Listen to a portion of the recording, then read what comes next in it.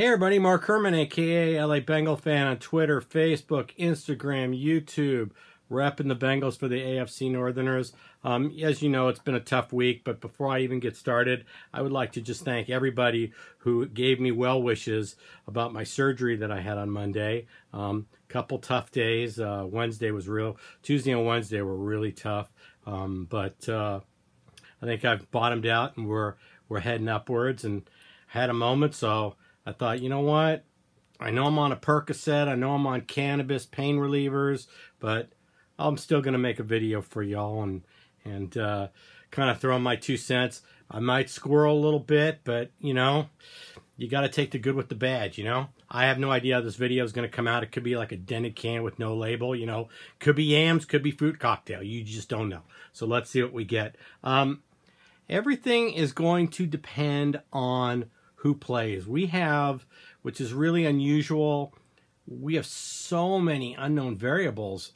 I'm trying to get a handle on this game, and I don't know, could be high scoring, could be low scoring, could be a blowout from either team. I don't think anybody really knows what's going to happen, and we're going to find out on Sunday what happens.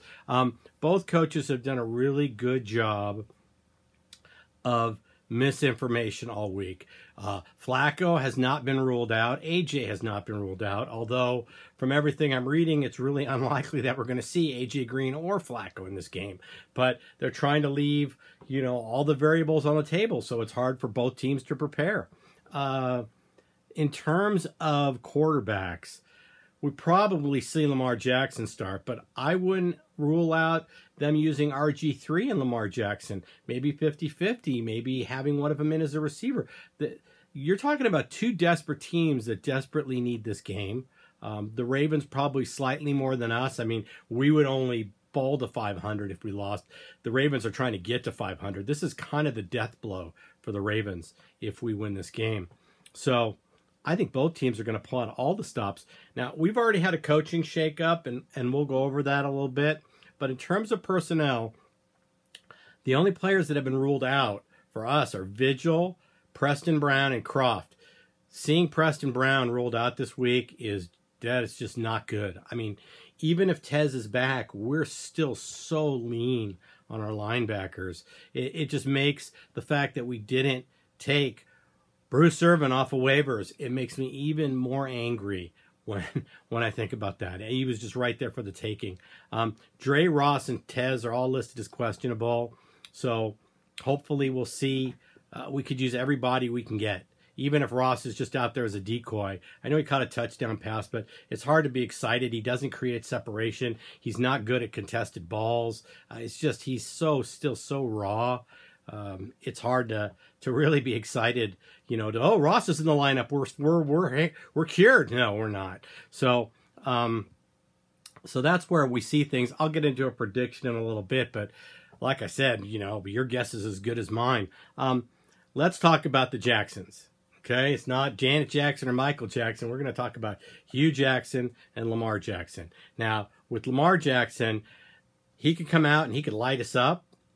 There's not a lot of film on him. There's just a handful of plays from this season, so you really have to go back and watch a lot of his college video, but it's a different scheme. And so with Lamar Jackson, I'm just hoping that we get kind of a Jameis Winston kind of performance where he gives us, you know, 3 or 4 interceptions, turnovers, you know, just he's not that accurate a passer. He wasn't at Louisville. So we can disrupt him. So we'll just see. Our just tackling has been so bad this whole season. Just defensive fundamentals have been so bad. It's hard to gain any confidence thinking, oh my gosh, we're going to take Jackson out. I mean, he could pull Deshaun Watson on us and our guys could just look like the Keystone Cops missing tackles. I just don't know. So that's the one Jackson we talked about. Let's talk about Hugh Jackson. And I know there was kind of people, first of all, I said before that we were going to at least bring this guy on as a consultant. It would have been stupid not to. We have 2 games left with the Browns. He has intimate knowledge about the roster. We were going to bring him back in some capacity.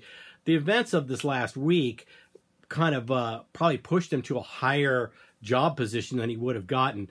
From what I'm understanding, and you still can't get any kind of a cohesive breakdown of what the roles are going to be by these guys.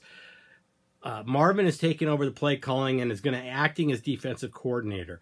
Laser is still there as our offensive coordinator, which I have no problem with. I'm not looking to tweak the offense. I think if our defense did better jobs, our offense would feel supported a little more and might score some more points. And Hugh Jackson is being brought in as an assistant to the head coach. So from what I'm reading, he's supposed to be filling in where Marvin's busy with the defense, checking on special teams, overseeing stuff.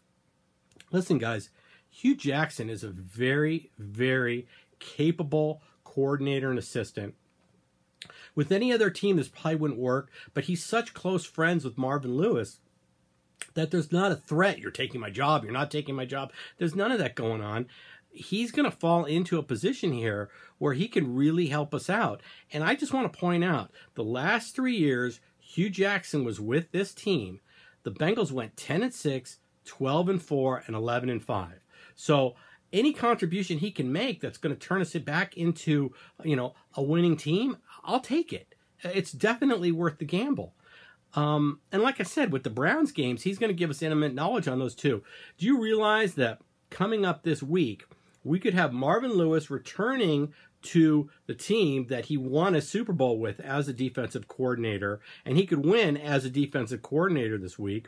And then in 2 weeks, Hugh Jackson could start the travel of putting 2 losses on the Browns schedule from the other sideline. So he could be responsible for 2 more losses in Cleveland, just not as the head coach. So that whole thing kind of sounds really appealing, and we're going to see how this kind of thing plays out.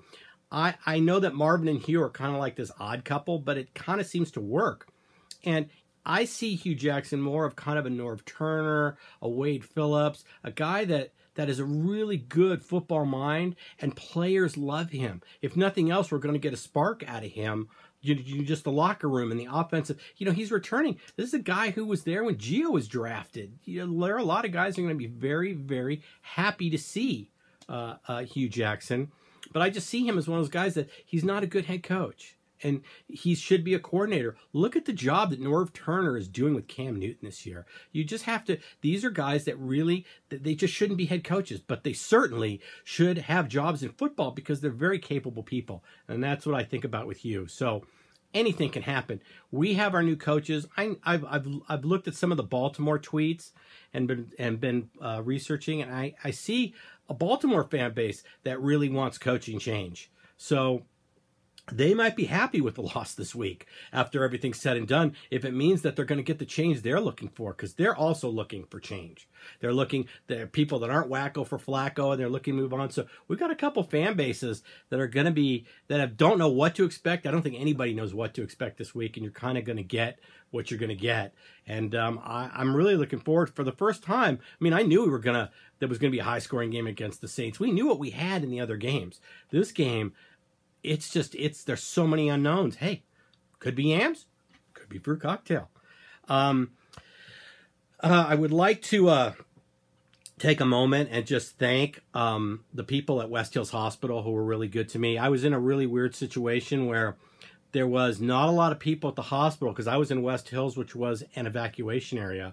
And so I had really bad cell service and internet service because the fire department had taken most of the cell towers in the neighborhood. But they had cleared out the hospital on Friday, Saturday. So Sunday night, they started taking patients back in. I checked in Monday for my surgery. So there wasn't a really crowded hospital, and I got really good service. But I want to thank everybody at West Hills Hospital over on 4 West. I was on the 4th floor for some great care and getting out of the hospital. If any of you are interested, it's a robotic surgery. I had 2 inguinal hernias. I only thought I had 1. We found out I had 2. I had 2 inguinal hernias, and they also did an umbilical hernia. So I got 3 for 1. So I'm pretty sore. Hopefully we didn't squirrel too much here on you. I kind of gave you my 2 cents on the game.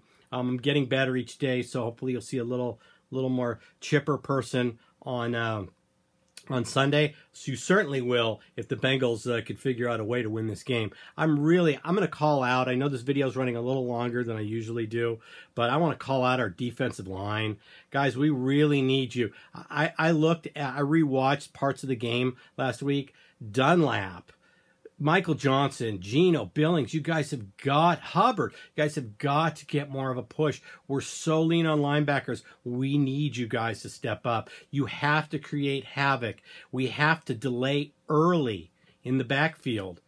So it's really, really important. Of all the parts of our defense that are the most important, obviously our safeties and secondary are very important, but our defensive line, it all starts with you. If you get pressure, you're going to force those interceptions. You're going to delay guys so we can make tackles. So really, really, really need the defensive line to step up.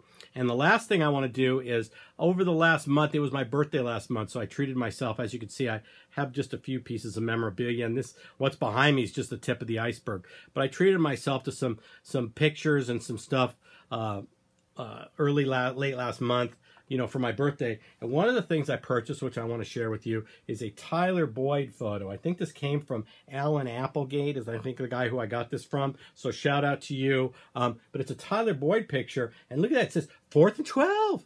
4th and 12. Well, if nothing else, he's returning to the scene of the 4th and 12 last year. And I would really, really like to see another great, stunning, culminating catch that just would be awesome for you to return to the scene of the crime and stick the dagger in the Ravens season once and for all. So with that, I'm going to say fuck you to Marvin Lewis until we win a playoff game, and step up and show us that you still have that defensive magic this week. And a double fuck you to Mike Brown again, because I'm sitting here with Preston on the DL, or listed out this week. This isn't baseball, it's not DL. But with Preston Brown listed out this week, we could have had Bruce Irvin there. So a double fuck you to Mike Brown until we win the Super Bowl, and until you start spending some money on this team and showing us that you care. And with that, I will tell everybody, check out the other videos on this channel, and we'll see you after the game. And hooday, everybody. And thanks again for all the well wishes following surgery. Thanks, everybody.